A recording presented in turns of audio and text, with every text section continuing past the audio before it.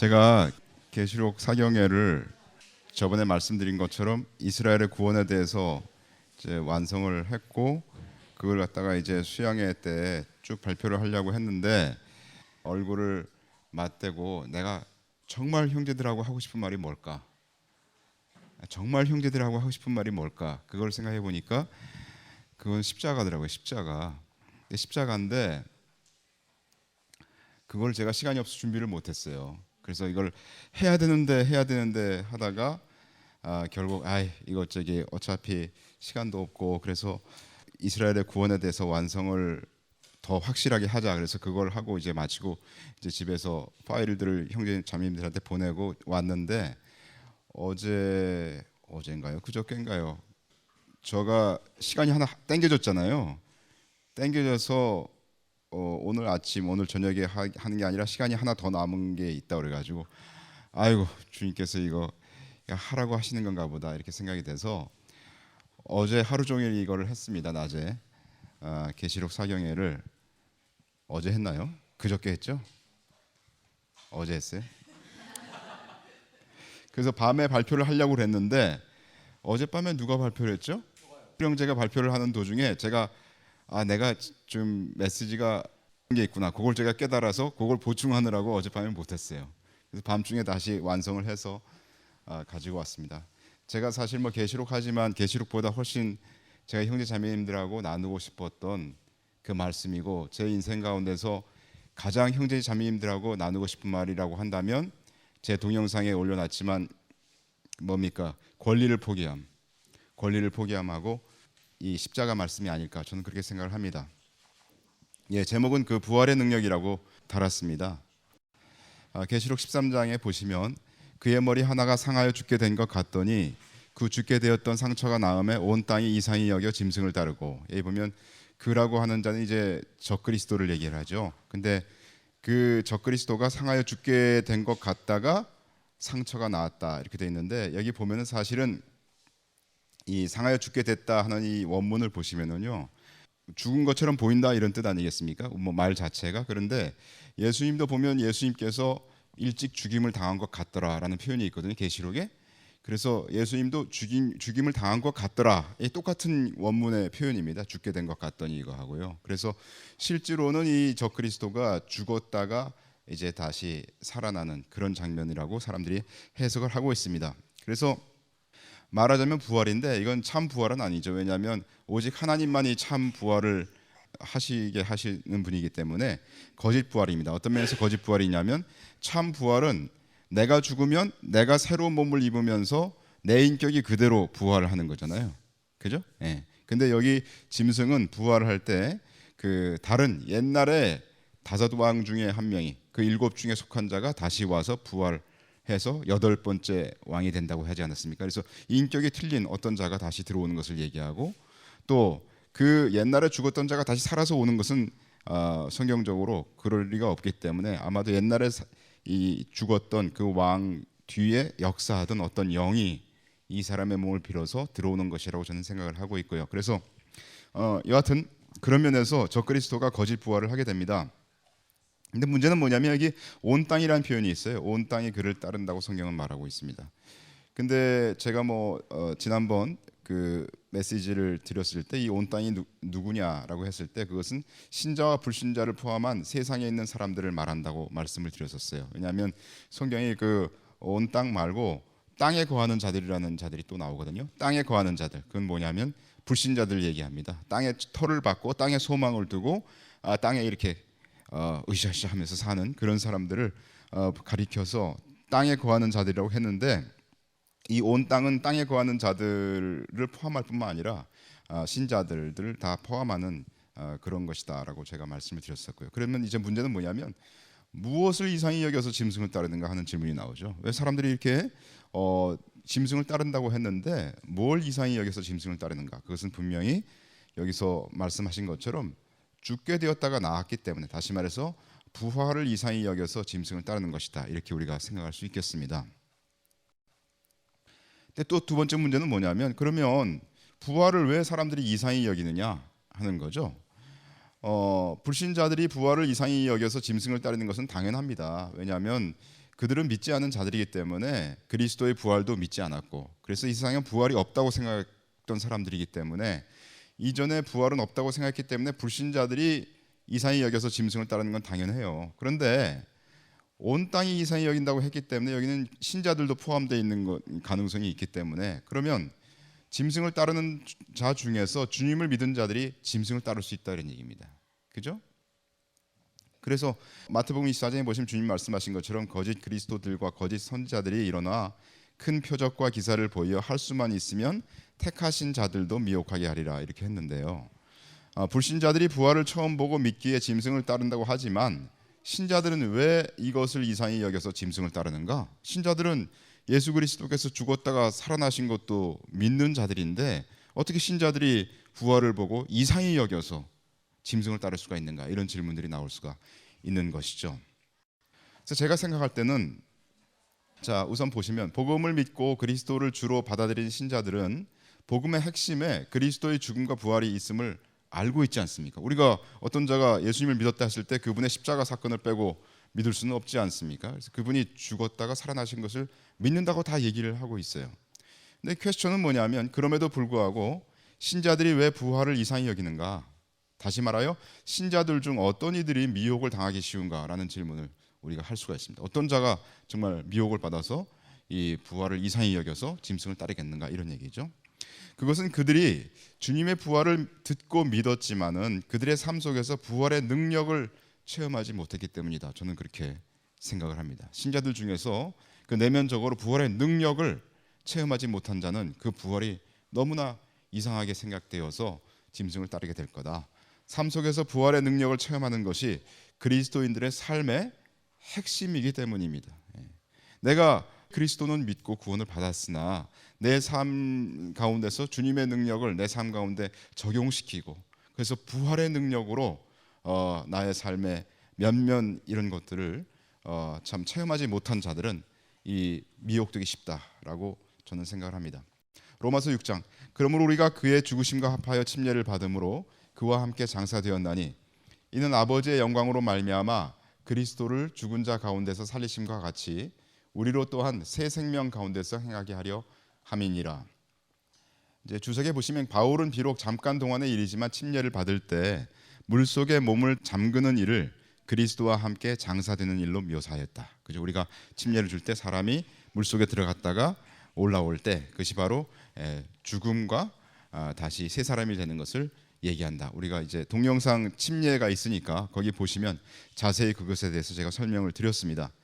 여기서 장사된다, 수나타 페멘이라고 하는 그 장사된다라는 그 말은 자연적인 출생으로 맺어지는 아담과의 관계에 의해서 지배되던 옛사람의 종말을 상징한다. 그래서 우리가 우리의 옛사람이 그리스도와 함께 죽었고, 그리고 이제 하나님을 향하여 우리가 새 사람이 되어서 일어나는 것을 침례가 상징하는 것이다. 이렇게 얘기를 하고 있습니다. 우리로 또한 새 생명 가운데서 행하게 하려 함이니라, 이렇게 말씀하셨는데요. 바울은 그리스도와 성도의 연합이 죄에 대하여 죽는 것만이 아니라 나아가서 새 생명 가운데 사는 것까지 포함됨을 가르치고 있다. 그러니까 우리가 만약 죄에 대해서 죽는 것이라고 한다면 그건 상당히 소극적인 면을 얘기하는 거겠죠.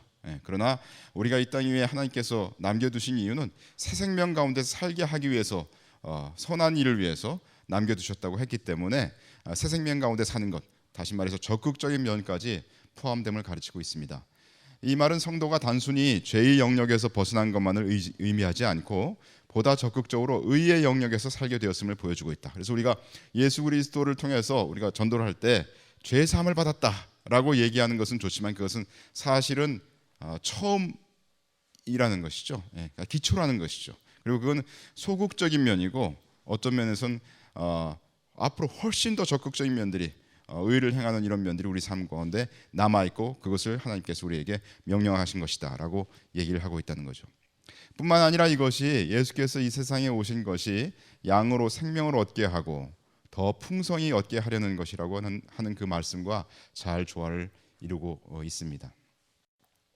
그리고 새 생명 가운데 행한다는 말은 새 생명이 원리에 의해 지배를 받으며 그 가운데서 산다는 의미를 지니고 있으므로 은혜를 더하게 하기 위해서 죄 가운데 거하자라고 가르치는 그런 거짓 선생들이 있지 않았습니까? 그러한 자들은 분명히 바울의 복음을 오해한 자들이다라고 주석에 되어 있습니다.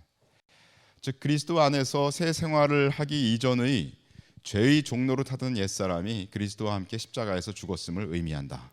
우리 굉장히 많이 들었던 말씀이죠. 그뿐만 아니라 성경은 우리가 주님의 부활과 연합한 자라고 말씀하시고 있습니다. 로마서 6장 만일 우리가 그의 죽으심을 본받아 연합한 자가 되었으면 또한 그의 부활을 본받아 연합한 자가 되리라. 이 말씀은 많은 시간이 걸려서 성숙한 이후에 되어지는 것을 묘사한 건 아닙니다. 왜냐하면 우리가 그리스도께서 십자가에서 죽고 부활하신 것처럼 많은 시간이 소요된 게 아니에요. 단지 그리스도께서 우리에게 해주신 그 일이기 때문에 그것은 주님의 십자가의 효험이 믿은 순간부터 신자에게 주어진 것을 말하는 것이 분명합니다. 또한 그의 부활을 본받아 연합한 자가 되리라 이렇게 말씀하셨는데요. 되리라에 해당하는 헬라어가 에소메사가 있습니다. 미래 시제로 되어 있습니다. 이 되리라고 되어 있지 않습니까? 미래 시제인 것은 본절에서 바울이 장래에 일어날 성도들의 신체상의 부활을 이야기하고 있는 것이라고 많은 학자들은 생각합니다. 우리가 그리스도의 부활을 본받아 연합한 자가 되리라 그랬으니까 우리가 나중에 부활체를 입을 것이다. 주님께서 오실 때 이렇게 미래적으로 얘기하는 학자들이 있지만 헬라어의 미래 시상은 앞으로 일어날 어떤 일을 언급하는 것이지만 그 외에도 경우에 따라서는 논리적으로 또는 불가피하게 분명히 반드시 일어난다라는 것을 그런 현상을 나타내기도 합니다. 그래서 그런 의미를 살려서 되리라 에소메사라고 되어 있는 이 되리라 하는 것을 리바이스 스탠다드 버전 RSV에서는 확실히 되리라 shall certainly be 확실히 우리는 그리스도의 부활의 능력에 참여하게 된다라고 해석했습니다. 또한 몇몇 주석가들은 본절의 미래 시제는 그리스도의 부활과 연합함으로써 당연히 초래되는 결과적 사실을 암시한다고 주장합니다. 따라서 본절은 이상에서 언급한 두 가지 견해를 모두 포함한다고 봄이 타당합니다. 다시 말해서 그리스도께서 오실 때 우리 몸이 부활하는 것 그 당연한 거고요. 또 지금 현재 우리가 이 세상에서 살 때에도 그리스도의 부활의 능력으로 우리가 살아가게 된다라는 것을 의미하는 것이 타당하다 이렇게 얘기하는 것이죠. 그러나 심사숙고해야 될 사항은 바로 앞절에서 언급된 그리스도의 부활이 몸의 부활이었다는 사실이다. 그러나 바울은 그리스도가 부활했던 것과 똑같이 우리도 그렇게 부활할 것이라고 말하지 않았습니다. 그 대신 바울은 그리스도의 부활을 그에게 속한 자들에게 허락되는 새로운 삶의 가능성과 연관시켰다. 그 삶은 장래뿐만 아니라 현재에 속한 것이다. 이 논지는 뭐냐면 주석인데요. 이 논지는 뭐냐면 이것은 장래에 그리스도와 함께 부활하는 그것보다는 현재의 부활의 능력으로 살아가는 것에 대해서 더 많이 말씀하신 것이다. 그쪽에 더 기울어져 있는 그런 해석이 타당할 것이다. 이런 요지인 것이죠. 로마서 6장 우리가 알거니와 우리 옛사람이 예수와 함께 십자가에 못 박힌 것은 죄의 몸이 멸하여라는 단어는 이게 카타르게오라는 단어인데요. 멸하여 다시는 우리가 죄에게 종로로 타지 아니하려 함이니 이는 죽은 자가 죄에서 벗어나 의롭다 하심을 얻었음이니라. 만일 우리가 그리스도와 함께 죽었으면 또한 그와 함께 살 줄을 믿노니 이렇게 되어 있는데 우선 카타르게오라는 이 단어를 잠깐 보시면요. 이게 우리나라 성경에는 멸하여로 이렇게 번역이 되어 있는데 그 첫 번째 의미가 뭐냐면 to render idle, unemployed 실직하다 이런 표현입니다. 다시 말해서 내가 할 일이 없어졌다는 거예요. 실직하면 할 일이 없어지는 거 아닙니까? 그래서 다시 조그만 의미를 보면 효력이 없게 하다 또는 영향이 없도록 하다 이런 표현이 되겠습니다. 또는 두 번째 큰 의미로는 그것이 폐지하다 이런 의미가 있겠습니다. 그래서 우리가 이걸 다시 이렇게 가만히 보면은 우리가 알거니와 우리 옛사람이 예수와 함께 십자가에 못 박힌 것은 죄의 몸이 실직하여서 다시는 우리가 죄에게 몸이 종로로 타지 아니하려 함이니 이렇게 해석할 수 있다는 거죠. 다시 말해서 죄의 몸이 멸하여라고 해석되어 있는 우리나라 성경 말씀을 조금 더 원문에 충실하게 표현한다면 죄의 몸이 실직하여 이렇게 표현할 수 있고 또는 죄의 몸이 할 일이 없어져서 이렇게 표현할 수 있고 또는 제가 약간 더 의역을 한다면 몸이 죄 짓는 효력이 없도록 하여 이렇게 표현할 수 있다는 거죠. 그러니까 우리 몸으로 죄를 지을 수도 있고 우리 몸으로 의를 행할 수도 있는데 우리가 예수 그리스도를 믿기 전에는 우리는 의를 행할 수가 없었다는 거예요. 우리 겉으로는 의를 행할 수 있었지만 우리의 속이 죄인이었기 때문에 사실 우리를 위해서 모든 일을 한 거 아니었습니까? 그래서 하나님 보시기에는 그것은 죄였고 그러나 이제 예수 그리스도를 믿은 후에는 우리가 죄를 지을 수도 있고 성령님을 쫓아서 의를 행할 수도 있다. 이런 상태가 됐다는 거죠.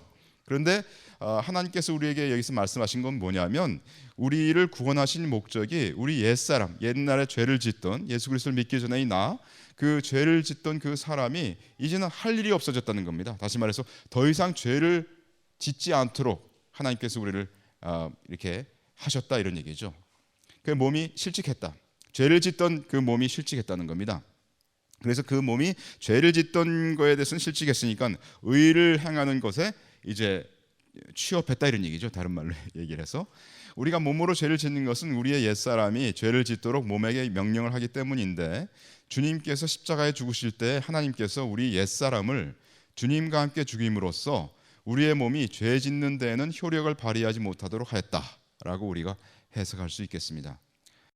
자, 여기 지체라는 말이 있는데요. 우선 로마서 6장 보시면 또한 너희 지체를 불의의 병기로 죄에게 드리지 말고 오직 너희 자신을 죽은 자 가운데서 다시 산 자같이 하나님께 드리며 너희 지체를 의의 병기로 하나님께 드리라. 여기 지체라는 단어는 멜로스로 되어 있는데요. 따라서 지체는 죄를 짓는 도구일 수도 있고 의를 행하는 도구일 수도 있다. 지체라는 말은 멤버니까 이게 우리가 한 몸을 가지고 있는데 몸에 지체가 많지 않습니까? 팔, 다리, 눈 이런 것들을 지체라고 얘기를 하는 거죠. 이 지체를 누가 명령하느냐에 따라서 죄를 짓거나 의를 행할 수가 있다 이렇게 얘기할 수 있고 이 지체라는 단어 멜로스를 보시면 큰 뜻이 이게 몸의 지체다 이렇게 얘기할 수가 있겠습니다. 몸의 파트라는 거죠. 멤버라는 거죠. 그래서 마태복음 5장 보시면 만일 내 오른 눈이 너로 실족해 하거든 빼어내버리라. 너희 백체 중에 100가지의 멤버들 중에 이런 얘기죠.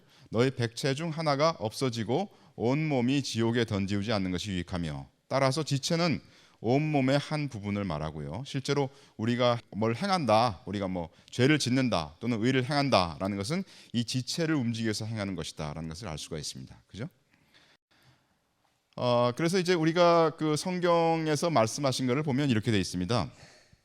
우리에게 죄성이 있어요. 그리고 그 죄성에 반응하는 사람이 있는데 그거를 성경에서는 옛 사람이라고 얘기를 했습니다. 그래서 우리가 예수님을 믿기 전에는 모두 다 옛 사람이었어요. 그죠? 왜냐하면 죄성에 반응해서 그 옛사람이 몸의 지체를 움직여서 그래서 죄를 지었습니다. 그죠? 근데 우리가 이제 예수님을 믿게 될 때 하나님께서 우리에게 성령님을 주셨습니다. 성령님을 주실 때 우리는 하나님께서 우리를 새롭게 창조하셔서 우리가 새 사람이 되었다고 성경은 얘기를 하고 있지 않습니까? 그래서 그 새 사람이 이제는 또 몸을 움직일 수가 있어요. 몸의 지체들을 움직여서 그때는 의를 행할 수 있다. 이렇게 성경이 얘기를 하고 있습니다. 근데 하나님께서 우리에게 처리를 해주신 것은 뭐냐면 성경에서는 죄성을 처리했다고 나오지가 않습니다. 성경 어디 부분을 쳐다봐도 하나님께서 우리 죄를 없애버렸다, 우리 죄성을 없애버렸다 이런 얘기가 없습니다. 여러분 우리가 복음을 전할 때 죄 사함을 전하지 않습니까?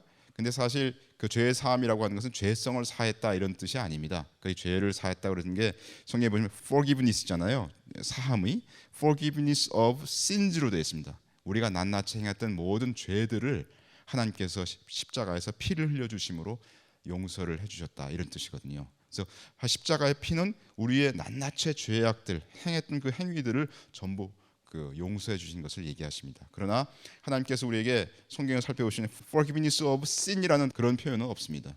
다시 말해서 우리의 sin, 죄성, 그 sin nature를 하나님께서 용서하셨다 이런 말은 없는 거예요. 사실 용서라는 말은 어떤 행위에 대해서 용서를 하는 것이지 어떤 그 행위의 근원에 대해서 용서를 한다 이런 말은 있을 수가 없죠. 행위의 어떤 근원에 대해서는 그걸 죽여야 되는 문제죠. 그죠? 내가 어떤 애가 잘못한 거에 대해서 그 애가 원래 그런 애기 때문에 그런 잘못을 했다면 그 아이는 사형을 시켜야 되는 겁니다. 그죠? 그래서 그거는 십자가에서 죽여야 되는 문제지 그거를 용서할 문제는 아닙니다. 그래서 십자가에서 주님께서 해주신 일을 우리가 크게 본다면 그 두 가지가 있다고 볼 수가 있는데 크게 보았을 때 십자가에서 예수님께서 피를 흘려주셔서 해주신 것은 뭐냐면 우리의 낱낱이 행위를 용서하시기 위한 근거가 피인 거예요. 그 피는 우리의 낱낱이 행위에 대한 문제입니다. 그러나 그걸로 충분하지가 않죠. 왜냐하면 애가 뭘 잘못했는데 용서해 줬어요. 그 다음날 애가 또 와서 또 용서해 달라고 합니다. 왜? 그 문제가 아직도 남아있기 때문에. 그죠? 이 죄를 짓는 그 아이가 계속 있지 않습니까? 그러니까 그 아이가 문제가 해결이 안 된 거예요. 그래서 하나님께서는 그 문제를 근원적인 문제를 해결하기 위해서 뭘 하셨냐면 십자가에서 죽이신 겁니다. 예수 그리스도의 십자가 사건은, 죽음의 사건은 뭐냐면 우리의 옛 자아가 그리스도와 함께 죽도록 하나님께서 하신 거예요. 그래서 사형을 집행하신 것이 바로 십자가입니다. 그래서 십자가에서 이루어진 것은 피를 흘려주신 것과 또 십자가에서 죽으신 사건 두 개가 커다랗게 있는 것을 우리가 보아야 됩니다. 그래서 만약에 어떤 사람이 예수 그리스도의 그 보혈로 말미암아 나의 죄가 용서된 것만 안다면 그는 계속 나아가서 죄를 지을 수밖에 없어요. 계속 그는 옛사람 가운데서 행하면서 계속 죄를 지을 수밖에 없습니다. 그러나 오늘 우리가 같이 상고하고자 하는 것은 뭐냐면 보혈의 문제가 아닙니다. 보혈의 문제는 우리를 하나님과 화목하게 하고, 보혈의 문제는 하나님께서 우리의 죄를 기억지 않게 하시는 그런 문제이지만, 하나님께서 우리를 이 땅에 남겨두신 그 이유는 우리로 하여금 선을 행하는 하나님의 친백성이 되게 하시기 위한 것이기 때문에, 어떻게 하면 우리가 그러면 사람 자체가 새롭게 되어서 새롭게 된 자로서 행할 수 있느냐 하는 문제를 우리가 다루고 있는 것이고, 그렇기 때문에 이것은 보혈의 문제가 아니라 십자가의 문제라는 것이죠. 이해가십니까? 예. 그래서 십자가에서 처리한 것은 바로 죄성을 처리한 게 아니라 옛사람을 처리했다라고 성경은 얘기하고 있습니다. 그래서 십자가에서 하나님께서 우리의 옛사람을 그리스도와 함께 죽이셨다라고 얘기를 하고 있죠. 또한 주님의 부활하심으로 성령께 순종하는 새 사람을 입었다고 성경은 얘기하고 있습니다. 주님의 십자가에서 우리의 옛사람이 죽은 것은 단번에 영원히 된 사건입니다. 주님께서 십자가에서 한 번에 영단번에 모든 것을 치러주지 않으셨습니까? 그러니까 주님께서 십자가에서 죽으신 그 사건에서 우리의 옛사람이 함께 죽은 그 사건은 영원히 단번에 된 사건입니다. 그러나 그 옛사람의 죽음이 우리의 삶에서 체험되는 것은 오직 믿음으로 주님을 순종할 때만 그것이 우리 삶 속에서 체험이 됩니다. 왜냐하면 그것이 영적인 사건이기 때문이죠. 에베소 4장, 너희는 유혹의 욕심을 따라 썩어져가는 구습을 좇는 옛사람을 벗어버리고 오직 심령으로 새롭게 되어 하나님을 따라 의와 진리의 거룩함으로 지으심을 받은 새 사람을 입으라, 이런 표현인데, 이게 바로 이제 우리가 얘기하는, 좀 전에 얘기했던 죄성에 반응하는 옛사람이 있었고, 그리고 그 옛사람이 몸의 지체를 움직여서 죄를 짓게 되는 것이다 라는 과정이 있고요. 또 하나는 성령님이 우리 속에 들어오심으로 말미암아 우리가 하나님을 믿을 때 새 사람이 되었는데, 거듭났을 때 그 새 사람은 성령님의 음성에 반응을 하게 되고, 그리고 우리의 몸의 지체를 우리가 움직이게 되고, 그때는 우리가 하나님 앞에서 의를 행한다, 이런 이제 과정들을 우리가 얘기했는데, 그 과정이 나와 있는 것이 바로 에베소 4장 22, 23, 24절이라는 얘기죠. 이걸 자세히 보시면 유혹의 욕심이 있습니다. 이건 죄성에서 일어나는 거죠. 하나님께서 처리하신, 십자가에서 처리하신 것은 이 죄성을 처리한 게 아니에요. 유혹의 욕심은 일어납니다. 유혹의 욕심은 일어나는데, 그런데 거기에 옛사람이 반응을 했었어요. 우리 옛날에 예수님 믿기 전에 옛사람은 항상 유혹의 욕심에 100% 반응을 했어요. 우리는 옛사람이었으니까요. 그런 사람이었으니까. 그런데 이 옛사람을 하나님께서 처리해 주신 거예요. 그래서 그 옛사람이 처리가 됐으니까 썩어져가는 옛사람은 썩어져가는 구습을 좇는 그런 사람이었는데, 그런 옛사람을 벗어버려라 하고 얘기를 하고 있는데, 이 벗어버린다는 말은 뭐냐면 믿음으로 그것을 너 삶 속에서 체현해라, 이런 얘기죠. 벗어버려라. 왜냐하면 이미 옛사람이 죽었으니까 그건 옷을 벗는 것처럼 쉬운 일이다, 이런 뜻을 하나님께서 말씀하시고 있는 것이라고 저는 보고 있고요. 또 23절을 보시면 심령으로 새롭게 되어 하나님을 따라 의와 진리의 거룩함으로 지으심을 받은 새 사람을 입으라, 이렇게 되어 있는데, 여기 보면 하나님의 뜻이 있습니다. 그죠? 하나님의 뜻이 뭡니까? 의와 그 진리의 거룩함으로 지으심을 받은 새 사람을 입으라 되어 있는데, 하나님을 따라 그랬으니까 하나님의 뜻이 있고요. 그리고 하나님의 뜻에 반응하는 새 사람이 있습니다. 그죠? 새 사람을 우리가 새 사람이 되었고, 그리고 새 사람이 반응해서 의와 진리의 거룩한 행위를 하게 되는 것이죠. 우리 내면적으로 거룩함을 얻었기 때문에 그 거룩한 것이 우리의 행위를 통해서 드러난다라고 성경이 얘기를 하고 있습니다. 이것도 마찬가지로 새 사람을 하나님께서 우리에게 주셨기 때문에, 우리 자신이 새 사람이 되었기 때문에 이제 우리는 옷을 입는 것처럼 아주 쉽게 믿음으로 말미암아 우리 삶 가운데 적용할 수 있다라는 것을 얘기하는 겁니다.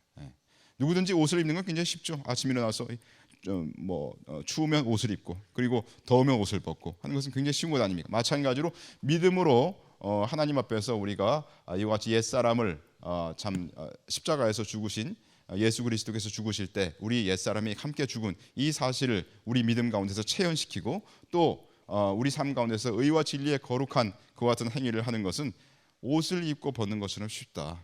왜? 어려운 것이 아니다. 왜? 주님께서 그렇게 해주신 것이므로, 주님께서 십자가에서 죽으심과 부활하심으로 우리에게 그런 것들을 이미 해주신 사실을 받아들이기만 하면 되는 것이므로 오직 믿음으로 이와 같은 삶을 우리가 살아낼 수 있다라고 성경이 얘기하고 있는 것입니다. 로마서 6장 만일 우리가 그리스도와 함께 죽었으면 또한 그와 함께 살 줄을 믿노니 본절은 내용상으로는 3절과 5절의 내용을 반복한 것이지만 무엇보다 그리스도와 성도의 연합이 인격적이고 생명적인 연합일 뿐 아니라 영원한 연합임을 보여주고 있다. 이게 그리스도와 함께 죽고 산 이것은 영원한 연합이다 이런 얘기죠. 만일 우리가 그리스도와 함께 죽었으면 이 말은 육체적 죽음을 얘기하는 것은 아니다. 왜냐하면 3절에 언급한 바 그리스도 예수와 합하여 세례를 받음으로써 죄에 대하여 죽는 것을 가리킨다. 그래서 우리가 이 육체적으로 죽는 것이 아니라 그리스도께서 2000년 전에 죽으실 때 십자가에서 죽으실 때 우리가 함께 죽었음을 얘기하는 것이다. 그와 함께 살 줄을 믿노니 여기에 살 줄에 해당하는 헬라어 수제이소멘 이것은 1인칭 복수 미래형으로서 문자적으로 번역하면 우리가 살 것이다 이렇게 되어 있는데요. 이는 5절 주석에서 언급한 것처럼 단순히 장래적인 소망 곧 부활의 소망만을 가리키는 것이 아니다. 아까 얘기랑 똑같은 얘기죠. 그리스도의 죽으심과 연합한 성도는 또한 그리스도의 살으심과 연합하여 반드시 그리스도의 부활에 참여하게 된다는 사실을 나타내고 있는 것이다. 곧 성도는 이 세상에서 저 세상이 아니라 이 세상 이 현세에서 그리스도와 연합하여 새 생명을 얻게 되니 이 땅에서 소유케 된 그 새 생명은 장래에 일어날 구속 사건의 모든 결과들을 포함하는 것이다. 결론적으로 살 줄을 이라고 이렇게 미래형으로 되어 있는 것은 장차 그리스도의 재림 시에 일어날 성도의 부활에만 제한된 것이 아니라 물론 그것도 포함되지만 그리스도의 십자가와 연합하여 죄에 대하여 죽은 성도가 이 땅에서 영원한 나라의 생명을 소유하며 산다는 사실을 보여준다. 다시 말해서 그리스도께서 십자가에 죽으신 그 사실을 지금 현재 이곳에서 내가 믿음으로 실행할 수 있다. 그것도 아주 쉽게 믿음으로 실행할 수 있다 하는 것을 성경이 얘기한다라는 말이죠. 우리의 지체는 병기입니다. 몸은 누구의 명령을 받느냐에 따라서 죄를 지을 수도 있고 의를 행할 수도 있습니다. 로마서 6장 또한 너희 지체를 불의의 병기로 죄에게 드리지 말고 오직 너희 자신을 죽은 자 가운데서 다시 산 자 같이 하나님께 드리며 너희 지체를 의의 병기로 하나님께 드리라. 옛사람이 죽었고 주님의 부활과 함께 새 사람을 입었음을 믿고 순종할 때 우리는 우리의 몸의 지체를 의의 병기로 하나님께 드릴 수 있다라는 것을 분명히 얘기하고 있는 겁니다. 그죠? 우리의 지체를 불의의 병기로 드릴 수도 있는데 그러지 마라. 너희 지체를 의의 병기로 하나님께 드려라. 그러니까 우리에게 분명히 가능성이 있고 그럴 수 있고 그것을 성경이 권면합니다. 그죠? 그래서 성경은 분명히 우리가 의의 병기로 드려질 수 있는 것을 주님께서 마련하신 그 길이 있다는 것을 얘기하고 있고 그리고 그것이 정상적인 그리스도인 삶이다라고 우리에게 말씀하시고 있는 겁니다. 믿는 순간부터 우리에게 주님과의 연합이 주어진다는 것은 우리의 옛사람의 죽음에 대한 체험과 새 사람의 부활의 능력의 체험이 어떤 특별한 많은 지식이나 그 사람의 원래 성품 등과 관계없음을 말합니다. 무슨 말인지 이해가십니까? 여기 보면 그 주님의 죽으심과 부활하심으로 우리가 그와 함께 죽었고 그와 함께 부활한 이 새 생명을 얻고 그 새 생명 가운데서 행하는 것은 어떤 많은 지식이 필요한 게 아니에요. 그죠? 누가 똑똑해서 그것을 깨닫는 것도 아니에요. 그죠? 그러니까 그것은 우리의 옛사람의 어떤 성품이나 옛사람의 어떤 지식의 정도나 이런 것과 관계없음을 말하고 있고요. 그렇다면 주님의 부활의 능력을 체험하는 것은 믿는 누구에게나 그 길이 열려 있음을 말하는 것입니다. 만약 이 세상에 그 사람이 어떠함에 달려 있는 문제라면 굉장히 불공평한 것이고 그런 것 아니겠습니까? 그러나 그리스도께서 우리에게 제공해 주신 그 길은 누구에게나 열려 있는 길이다 하는 것을 우리가 알 수 있고요. 우리에게 있어서 남은 중요한 과제는 어떻게 그 부활의 능력을 체험할 수 있느냐 하는 것이 우리의 과제가 되겠습니다. 다시 이제 에베소 4장 아까 봤던 말씀인데요. 너희는 유혹의 욕심을 따라 썩어져가는 구습을 좇는 옛사람을 벗어버리고 오직 심령으로 새롭게 되어 하나님을 따라 의와 진리의 거룩함으로 지으심을 받은 새 사람을 입으라 이렇게 되어 있는데요. 아까도 봤듯이 여기 유혹의 욕심이 있고 거기에 옛사람이 반응하는데 그렇게 해서 옛사람이 반응하면 다시 말해서 만약 우리가 그리스도를 믿은 자라면 옛사람은 이미 죽지 않았습니까? 그런데 그가 믿음 가운데서 그걸 받아들이지 못하고 있을 때는 그는 썩어져가는 구습을 좇는 그런 행위를 하게 됩니다. 그런 행위가 드러나게 되죠. 그러나 그 새 사람을 입었을 때 그 하나님의 뜻을 그 반응하게 되고 그 새 사람이 그리고 그 새 사람이 우리의 지체를 움직여서 우리가 의와 진리를 행하는 그러한 자가 되겠습니다. 그럼 여기서 이제 질문이 일어나게 되는데 그건 뭐냐면 우리가 거듭날 때 하나님께서 우리를 새 사람으로 창조하시는데 왜 또 새 사람을 입으라고 하시느냐라는 질문이 나올 수가 있죠. 그죠? 또 같은 질문으로 어떤 질문이 있을 수 있냐면 옛사람은 이미 그리스도와 함께 죽었다고 했는데 왜 옛사람을 벗어버리라고 하시느냐라고 사람들이 질문할 수가 있습니다. 에베소 4장 다시 보시면 하나님을 따라 의와 진리의 거룩함으로 지으심을 받은 새 사람을 입으라 이렇게 되어 있는데요. 그리스도와 함께 죽음과 또 함께 부활함은 영적 실체입니다. 그것은 영적인 사실이에요. 하나님께서 그렇게 하셨다고 했기 때문에 영적인 세계에서는 이미 이루어진 사실입니다. 그런데 그것을 현재의 삶에 체현하는 것은 오직 체현한다는 말은 제가 표현했는데 이게 체험하여 그것을 받아들여서 몸 가운데서 구현시키는 걸 얘기하는 거죠. 체현하는 것은 오직 믿음으로 되는 것이다 라는 것을 우리가 알 수 있는데 왜냐하면 영적 사실은 오직 믿음으로만 체현되기 때문입니다. 성경 말씀에 히브리서 11장 믿음은 바라는 것들의 실상이요 보지 못하는 것들의 증거다 이런 표현이 있는데요.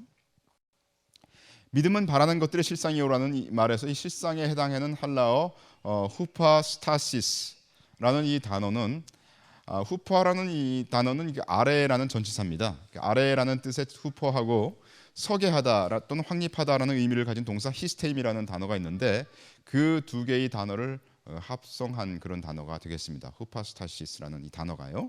그래서 문자적으로 뭐뭐 아래 확립하다 또는 뭐뭐 아래 서다라는 걸 뜻하는 것으로 기초, 실체, 확증, 객관적 실체 등의 의미로 사용됩니다. 그죠? 실체라 이런 얘기입니다. 본질적인 어떤 실체, 실제로 있는 어떤 그런 그 기초다 이런 얘기죠. 즉 실상이라고 하는 그것은 사람의 생각에 좌우되는 주관적인 실체가 아닙니다. 그런 것이 아니라 그것으로부터 독립되어 있는 객관적인 실체를 뜻합니다. 무엇이 실제로 있기 때문에 어떤 사람이 생각할 때 여기 이제 프로젝트가 있어요. 프로젝트가 있는데 나는 프로젝트가 있다고 했고 어떤 사람은 프로젝트가 없다고 그랬어요. 이걸 보지 않았기 때문에. 그러나 내가 있다고 하고 그 사람이 없다고 하고 그거에 관계없이 여기 프로젝트는 있지 않습니까? 그 실체죠. 그죠? 그래서 성경이 얘기할 때 믿음은 실체다. 이 얘기는 무슨 얘기냐면 우리가 기도할 때 어떤 믿음을 가질 때가 있어요. 믿음을 가질 때가 있는데 그 믿음을 가지게 되면 그건 뭐냐면 실제로 무언가가 그 믿음에 해당되는 어떤 것이 내게 믿음이 왔다는 것은 그 어떤 것이 실제로 있기 때문에 믿음이 나에게 왔다는 것입니다. 그래서 믿음은 바라는 것들의 실체다 이렇게 얘기되어 있는 거죠.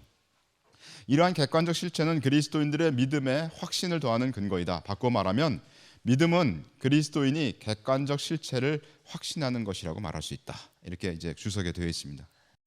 따라서 옛사람이 십자가에서 주님과 함께 죽은 영적인 실체는 오직 믿음으로 그것을 선언할 때에만 우리의 삶에 체현되는 겁니다. 하나님께서 십자가에서 나의 옛사람을 주님과 함께 죽였다고 그랬어요. 그리고 주님께서 부활하실 때 나의 옛사람이 죽고 이제 새 사람이 주님과 함께 부활했다 그랬어요.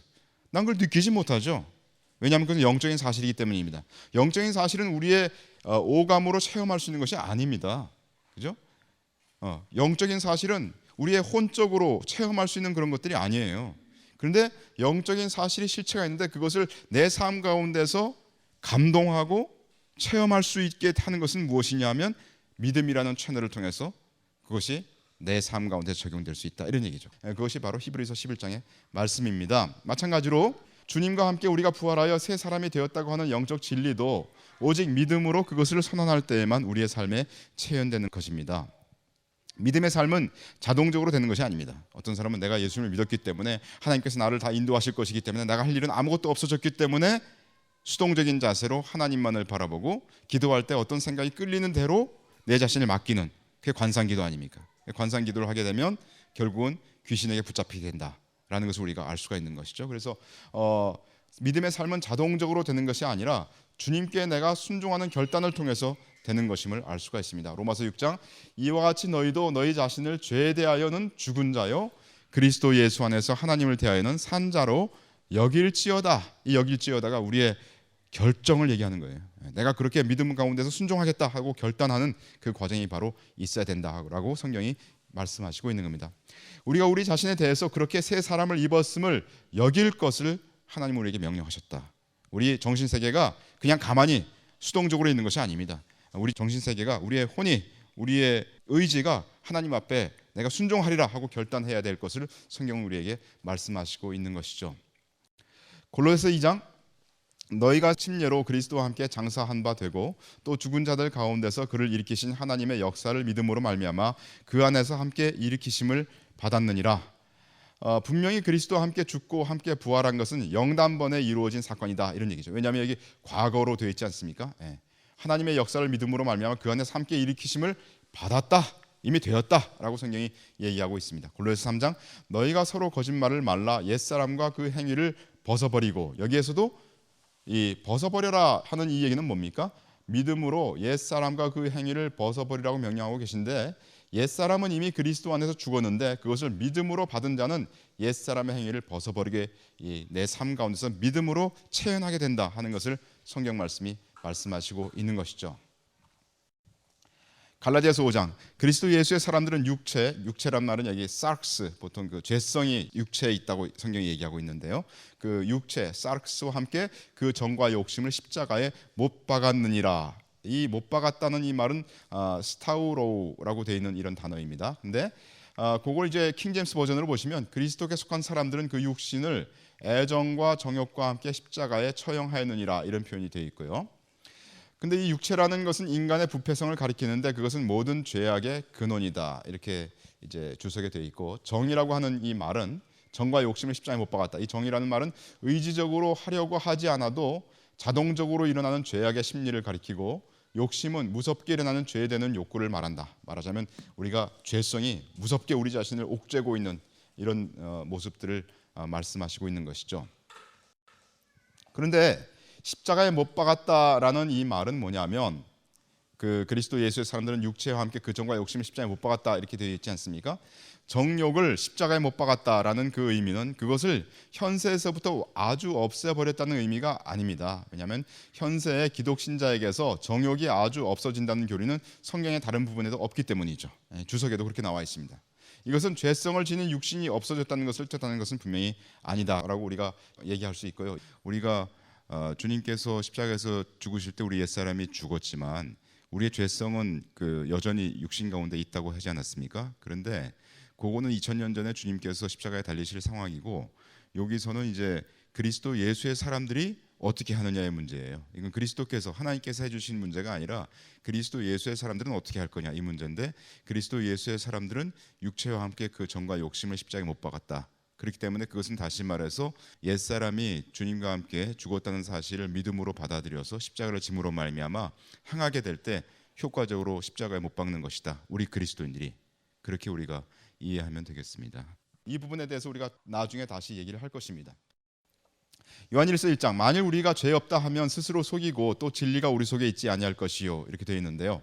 만일 우리가 말하기를 우리는 죄성, 여기 if we say that we have no sin, sin이 보통 단수로 되어 있을 때는 sin nature를 얘기하거든요. 죄성을 얘기하거든요. 그래서 만일 우리가 말하기를 우리는 죄성을 가지고 있지 않다고 하면 우리는 우리들을 속이고 또한 진리가 우리 안에 있지 않다라고 해석할 수 있어요. 이건 제가 그냥 영어를 제가 그냥 해석을 했는데, 만일 우리가 말하기를 우리는 죄성을 가지고 있지 않다고 하면 우리는 우리들을 속이고 또한 진리가 우리 안에 있지 않다. 다시 말해서 어떤 사람이 예수님 믿고 나서 난 더 이상 이제 내 속에 죄가 뭐 일어나는 게 하나도 없어, 내 속에 정욕의 유혹도 없고 아무것도 없어, 거짓말을 하고 있다는 거죠. 그럴 수 없다는 겁니다. 어떤 자가 그리스도를 믿으면 죄악들 자체는 완전히 사여졌죠. 우리의 낱낱이 행했던 죄악들의 행동은 다 사여졌지만 그렇다고 해서 죄성이 없어지는 것은 아닙니다. 우리가 이 땅에 있는 동안 이 썩어질 육체에는 죄성이 있기 마련입니다. 왜냐하면 우리가 아직 부활체를 입지 않았기 때문에 이 혈과 육이 있는 이 몸을 가지고 있을 때 우리는 죄성이 있다는 것을 알 수가 있다는 거죠. 그러면 이제 퀘스천이 생깁니다. 무슨 퀘스천이 생기냐면, 우리가 이 세상에 있을 때에는 죄성이 있다고 했는데 그러면 언제 그 죄성이 완전히 없어지느냐, 이런 질문이 있을 수가 있죠. 그 답이 고린도전서 15장에 나와 있죠. 육의 몸으로 심고 신령한 몸으로 다시 사나니 육의 몸이 있은즉 또 신령한 몸이 있느니라. 우리가 흙에 속한 자의 형상을 입은 것 같이 또한 하늘에 속한 자의 형상을 입으리라. 또 51절에 보시면 보라 내가 너희에게 비밀을 말하노니 우리가 다 잠잘 것이 아니요 마지막 나팔의 순식간에 홀연히 다 변화하리니 나팔 소리가 나매 죽은 자들이 썩지 아니할 것으로 다시 살고 우리도 변화하리라. 휴거할 때 뭐가 된다고요? 우리가 변화된다는 거죠. 다시 말해서 우리는 부활의 몸을 입게 된다라고 성경이 얘기하고 있다는 겁니다. 우리는 부활의 몸을 입게 될 것이고 그것은 죄성이 없는 신령한 몸이다라고 성경이 얘기하고 있지 않습니까? 스피리추얼 바디, 스피리추얼 바디라고 해서 그것이 스피릿을 얘기하는 건 아니죠. 스피리추얼 바디라는 것은 죄성이 없는 신령한 몸, 실제로 우리 같이 무엇을 먹을 수 있고, 그죠? 무엇을 느낄 수 있고 하는 그 몸을 우리가 가지게 된다는 그런 뜻입니다. 로마서 8장 이뿐 아니라 또한 우리 곧 성령의 처음 익은 열매인 그리스도를 받은 우리까지도 속으로 탄식하여 양자 될 것 곧 우리 몸의 구속을 기다리느니라, 이런 표현이 있는데요.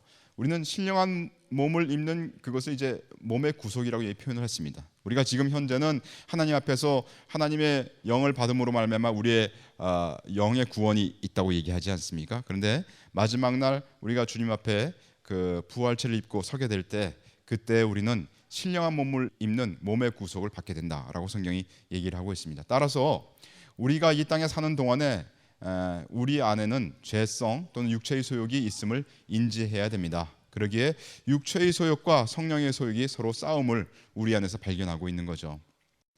갈라디아서 5장 말씀에 있지 않습니까? 육체의 소욕은 성령을 거스리고 성령의 소욕은 육체를 거스리나니 이 둘이 서로 대적함으로 너희의 원하는 것을 하지 못하게 하려 함이니라. 성령의 소욕과 육체의 소욕이 서로 싸움으로 인하여 육체, 인간의 부패한 성질의 소원이 이루지 못하게 된다는 말씀이다. 영전은 참된 기독 신자에게만 있다. 왜냐하면 예수님 믿기 전에는 새 사람이 없으니까요, 그죠? 성령의 소욕이 없으니까요. 그러니까 단지 전쟁도 없죠. 그냥 죄성이 가자는 대로 하라는 대로 그렇게 우리는 죄의 종이 되었었는데, 이제 그리스도를 믿고 나면 육체의 소욕이 있고 또 성령의 소욕이 있기 때문에 내적으로 우리가 영전을 치르게 된다라고 얘기를 하고 있고요. 영전이 있으므로 죄악에 대한 승리가 있게 되는 겁니다. 이 세상 전쟁에 있어서는 언제나 필승을 기대할 수 없다. 그러나 영전에 가담하는 자는 반드시 승리하는 법이다. 주님께서 우리에게 내가 세상을 이겼다고 말씀하시지 않았습니까? 그래서 주님의 승리하심으로 우리는 이 세상을 능히 이길 수 있다고 주님께서 말씀하셨습니다. 에베소 1장 너희 마음 눈을 밝히사 그의 부르심의 소망이 무엇이며 성도 안에서 그 기업의 영광의 풍성이 무엇이며 그의 힘의 강력으로 역사하심을 따라 믿는 우리에게 베푸신 능력의 지극히 크심이 어떤 것을 너희로 알게 하시기를 구하노라. 이거는 바울 사도 형제님께서 그 에베소 형제님들에게 편지를 쓰시면서 내가 정말 기도 제목으로 쓰신 거예요. 내가 정말 구한다. 너희들이 이런 것들을 알기를 구한다. 이런 말씀 아닙니까? 그게 뭐냐면 그 능력이 무슨 능력이에요? 그 능력이 그리스도 안에서 역사하사 죽은 자들 가운데서 다시 살리시고 부활의 능력이죠. 하나님의 부활의 능력입니다. 그죠? 하늘에서 자기의 오른편에 앉히사 모든 정사와 권세와 능력과 주관하는 자와 이 세상뿐만 아니라 오는 세상 일컫는 모든 이름 위에 뛰어나게 하시고 천사들의 이름보다 더 뛰어나게 하시고 그리스도를, 그런 얘기죠. 또 만물을 그 발 아래 복종하게 하시고 그를 만물 위에 교회의 머리로 주셨느니라. 그러니까 바울 형제님께서 여기 에베소 교인들 또는 우리들에게 참으로 너희가 알기를 원한다. 그게 뭡니까? 부활의 능력. 하나님께서 그리스도를 부활시킨 그 부활의 능력이 있음을 너희가 알기를 원한다. 이런 얘기죠. 사도 바울이 우리를 위해 기도한 제목 중에 하나는 우리가 하나님으로부터 받은 능력이 얼마나 지극히 큰 것인가를 알게 해달라는 것이고, 그것은 우리의 삶이 온통 하나님의 큰 능력으로 행해야 하는 것이기에 매우 중요한 문제임을 말하고 있습니다. 그것 없이 그리스도인의 삶은 없는 거죠. 그것 없이 사실은 우리는 죽은 거죠. 그죠? 그래서 우리의 삶 가운데서 부활의 능력만큼 중요한 것은 없고, 우리가 예수 그리스도를 믿은 것은 그리스도의 보혈의 문제지만 그것은 어떤 면에서 우리의 그 죄악된 문제를 처리하는 것이기 때문에 소극적인 면을 담당했어요. 그러나 그리스도의 십자가는 적극적으로 우리가 새 사람이 되어서 하나님의 의를 행할 수 있도록 만들어주는 적극적인 면을 담당하고 있는 겁니다. 그렇기 때문에 그것은 매우 중요한 문제임을 성경은 말하고 있습니다.